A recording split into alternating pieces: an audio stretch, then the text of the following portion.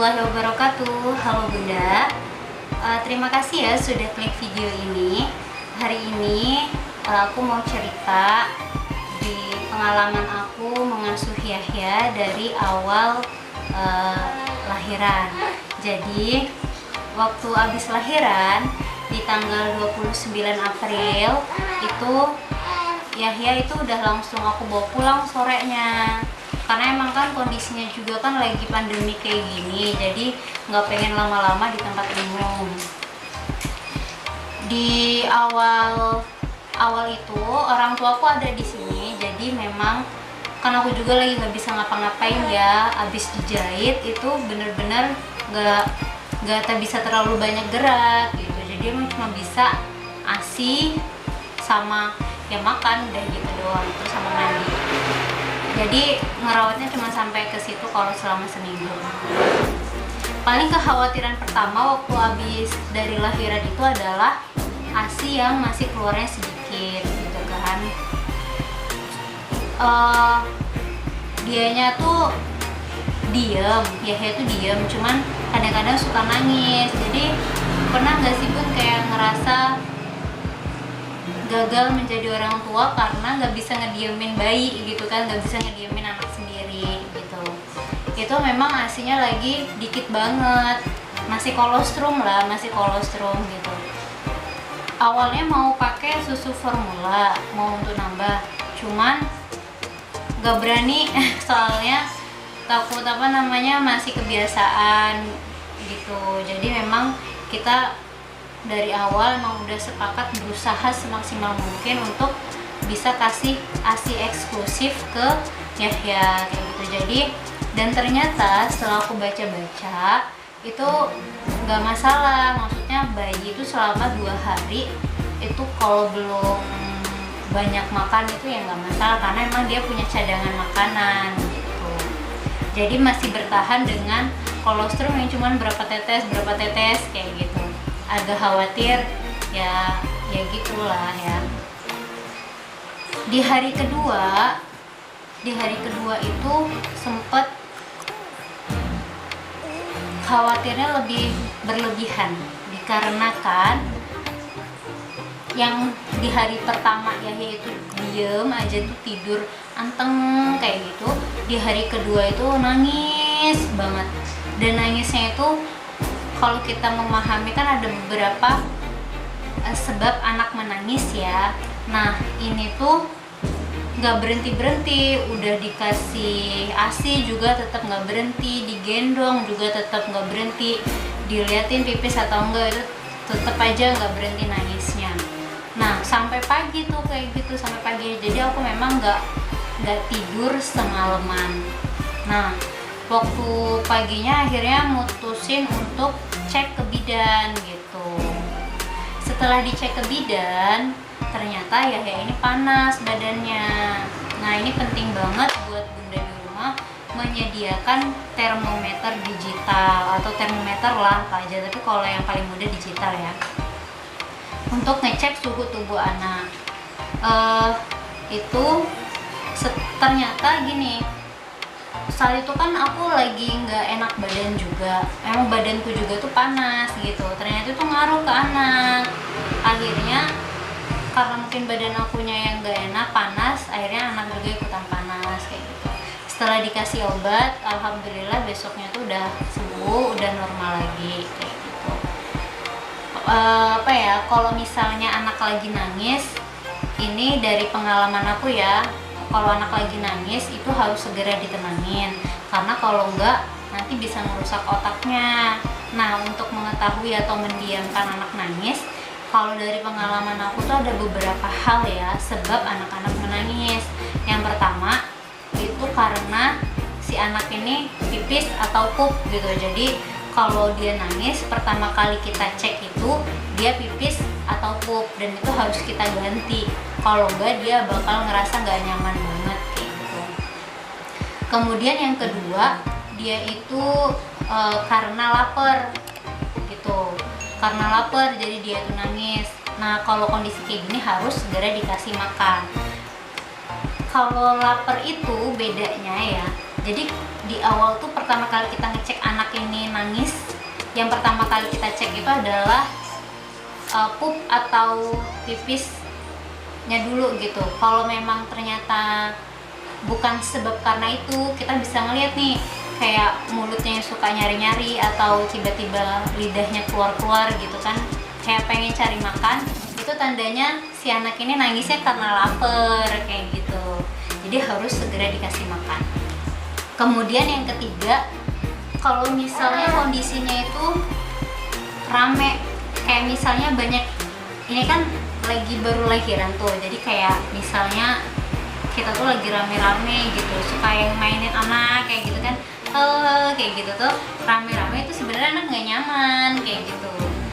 Kalau misalnya dia nangis dan itu diajak aja untuk sendiri gitu kan, lebih ditenangin, karena sebenarnya nggak suka juga kan ya, kalau emang posisi lagi terlalu berlebihan menurut si anak. Itu yang ketiga. Yang keempat itu karena kondisi yang menurut aku ini adalah sakit gitu, sakit atau kondisi tubuhnya tidak nyaman. Jadi nangis yang karena sakit atau kondisi tubuhnya tidak nyaman, kayak misalnya dia kepanasan, atau misalnya ada sesuatu yang menggigit dia, atau ada yang gatal-gatal kayak gitu, itu buat anak nangis gitu. Nah jadi kita tuh harus mulai peka gitu ya, dan itu seiring berjalannya waktu kita bakal mulai tahu tuh misalnya si anak ini nangisnya kenapa, apakah emang karena pipis atau karena lapar atau karena gak nyamannya seperti apa. Nah kalau Yahya ini juga termasuk yang gak nyaman karena kondisi panas, itu sering banget nangis gitu kan, karena di sini kan tempatnya masih panas gitu. Nah itu harus dikondisikan suhu ruangnya gitu ya. Itu sih kalau misalnya untuk anak nangis, karena kan kita paling khawatir banget ya kalau misalnya si anak ini udah mulai nangis kayak gitu. Dan untuk ASI, alhamdulillah di hari ketiga itu udah lancar gitu kan, dan aku memang makannya itu udah dari awal selama seminggu itu makannya itu beningan aja, jadi kayak beningan bayam, beningan katu gitu kan ya, di situ-situ lah, beningan bayam katu, beningan bayam katu, bolak-baliknya di situ-situ aja gitu, untuk memang memperlancar ASI kayak gitu. Seminggu itu orang tuaku pulang, jadi memang akhirnya aku ngurus sendiri. Jadi seminggu itu aku udah mandiin Yahya. Jadi seminggu itu aku udah mandiin Yahya sendiri.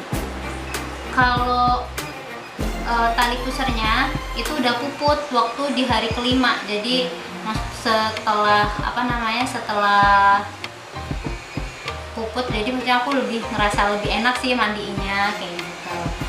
Udah di hari ke-8 itu aku mandiin sendiri. Itu bener-bener khawatir karena kan tulangnya masih rawan banget ya gitu kan, tapi alhamdulillah maksudnya kita berani diri dan bisa sih kayak gitu pelan-pelan gitu, karena mau nggak mau ya harus mandiin sendiri kan kayak gitu. Itu waktu mandiin bayi yang paling ditakutin itu pasti di bagian kepala. Jadi memang tips untuk mandiin bayi itu benar-benar kita harus jaga ke bagian kepalanya gitu kan, supaya nggak jengak kayak gini gitu, karena kan kasihan ya. Untuk perlengkapan bayi kalau habis mandi, aku tuh nggak pakai kayak banyak macam-macam yang ditaruh ke badan bayi ya, termasuk bedak pun aku nggak pakai. Aku malah di badan bayi itu cuman naruhin ngolesin ini minyak telon aja gitu, minyak telon. Habis dari minyak telon ya udah gitu kan. Bedak juga nggak pakai. Baby oil itu dipakai kalau cuman dipakai untuk misalnya kayak urut dia sama ngilangin kerak gitu pakai baby oil, tapi itu jarang juga aku pakai kayak gitu. Bedaknya itu malah aku nggak pakai bedak, yang aku malah olesin dia tuh pakai aci gitu, karena emang di sini karena panas badan dia tuh jadi kayak merah-merah gitu, jadi aku pakai aci. Alhamdulillah kan dingin tuh, jadi agak cepet hilang, cepet kering juga, dan nggak terlalu banyak meninggalkan kerak-kerak kayak gitu, nggak kayak bedak gitu itu lebih aman sih menurut aku. Nah, sampai sejauh ini alhamdulillah, yang penting lancar makannya, terus kita perhatiin jaga kebersihannya. Alhamdulillah sekarang aku udah berani untuk kayak motongin kukunya dia, kemudian bersihin kotoran hidungnya pakai cotton bud yang ya agak-agak takut lah ya, cuman alhamdulillah akhirnya berani gitu kan. Mandiin dia juga udah lancar gitu kan, cuman setiap hari dia semakin berat, jadi kadang-kadang tangan aku juga harus mulai semakin kuat untuk nopangnya.